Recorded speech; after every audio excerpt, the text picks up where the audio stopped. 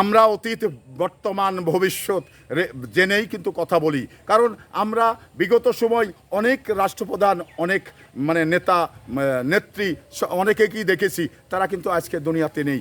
তাদের অত্যাচার নির্যাতন, তারা কিন্তু নির্যাতন অত্যাচার করে এই বাংলাদেশে বা যে কোনো রাষ্ট্রে সে বেশি দিন টিকতে পারেনি, কারণ এটা হাদিসের কথা, বেশি দিন টিকতে চাইলেও সে পারবে না। কারণ আপনার রাজনীতি যদি মানুষের কল্যাণে হয়, তাহলে সেই মানুষকে আপনি জ্বালিয়ে মেরে আপনি ভালো থাকবেন, কখনো ভালো থাকবে না, ইম্পসিবল। এটা ভালো থাকার কোনো সুযোগই নাই। তো মানুষের কল্যাণেই হলো রাজনীতি। আর আপনি সেই মানুষকেই যখন মারবেন, নির্যাতন করবেন, নিপীড়ন করবেন, আপনি ক্ষমতায় টিকে থাকবেন। ক্ষমতায় রাখার মালিক কে, এটা আপনাকে বুঝতে হবে। যদি ক্ষমতার মালিক রাখার মানে আপনি হয়ে থাকেন, তাহলে থাকুন, দীর্ঘ সময় ক্ষমতায় থাকুন, কিন্তু ক্ষমতায় থাকার মালিক আপনি নয়, সৃষ্টিকর্তা।